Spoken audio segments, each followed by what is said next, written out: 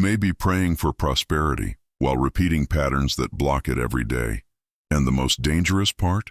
This doesn't seem wrong. It seems normal. But the invisible always comes before the visible, and the pattern always warns before demanding. There's something almost no one realizes when reading the Bible. It wasn't written just to inspire. It was written to reveal patterns.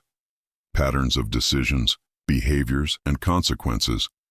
And when these patterns are ignored, life stalls. Not for lack of faith, but for lack of strategic reading.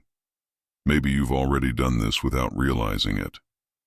Today, you will understand 7 biblical keys to godly prosperity, not as a religious concept, but as a practical code. Because the problem isn't what you see, it's what you ignore. And there's a detail. The last code is the one that most people get wrong, and almost no one talks about it. Code 1. Invisible priority. Matthew 6:33. Seek first the kingdom of God. The pattern here is silent. Order defines results. Before any visible prosperity, there is an invisible structure of priority. And this is where most fail. Application. Observe your routine. What comes first?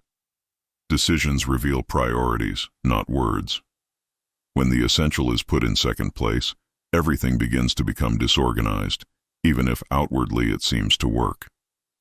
The invisible always comes before the visible. Prosperity doesn't begin with money, it begins with alignment. Code 2. Strategic obedience. Deuteronomy 28:1 and 2. If you diligently listen to the voice of the Lord, here is the expectation break. It's not about listening, it's about adjusting behavior. Many people accumulate knowledge but continue living the same way. Application. Each ignored instruction creates invisible delay. Small acts of disobedience seem harmless until they exact a high price. Great falls begin silently. This is not a coincidence, it's a pattern. Life responds to what you practice, not to what you know. Code 3. Intelligent management. Proverbs 21:5. The plans of the diligent lead to abundance. Prosperity is not the absence of difficulty, it is the ability to manage. And this is where many sabotage themselves. They ask for growth, but they don't sustain what they already have. Application. Money without direction is lost. Time without strategy is wasted. Energy without focus is wasted. The problem is not a lack of resources, it's a lack of structure. And this is where most fail, because they expect results without organization. Code 4. The flow of generosity. Proverbs 11:25. A generous soul will prosper. This breaks common logic. Growth isn't just about accumulating, it's about maintaining the flow. Everything that stagnates loses strength. Application. Generosity isn't just financial, it's mental, emotional, relational. Closed-minded people block opportunities without realizing it. The pattern always warns before demanding. When everything starts to stall, often the problem isn't a lack of input, it's a blocked output. Code 5. Applied wisdom. Ecclesiastes 10:10. If the axe is dull, effort isn't the problem, direction is. Working harder without adjusting strategy generates wear and tear, not progress. Application. Stop and analyze. Are you repeating effort or evolving your method? It's not a lack of strength, it's an excessive insistence on the wrong path.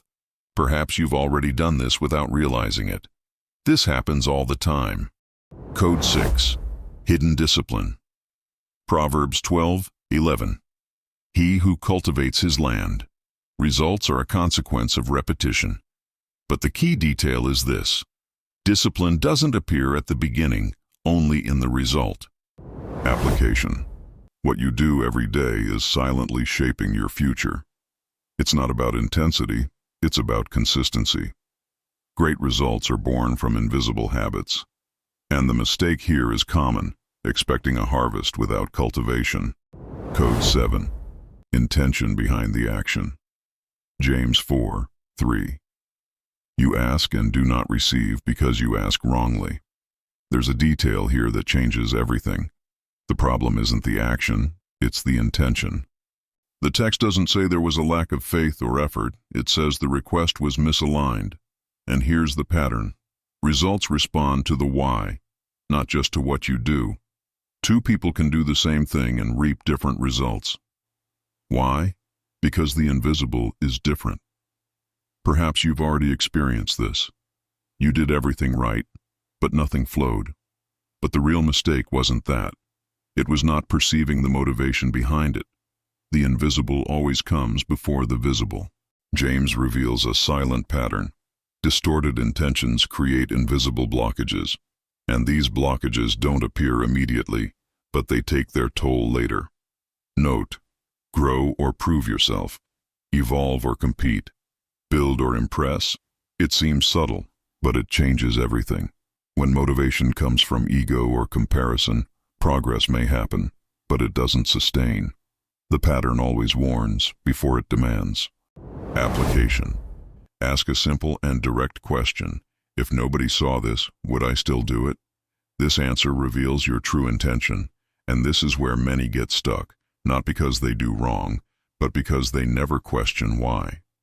Now see the complete pattern. Priority directs, obedience adjusts, management sustains, generosity maintains the flow, wisdom prevents wear and tear, discipline builds, and intention validates everything. If one fails, the system feels it. The problem isn't what you see, it's what you ignore. Godly prosperity isn't luck, it's a pattern.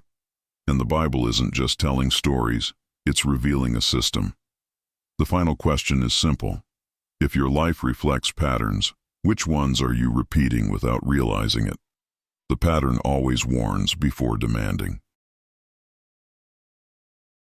7 minutes of wisdom, a lifetime of results. This was today's code. Ancient code. What has always been there, but almost no one noticed.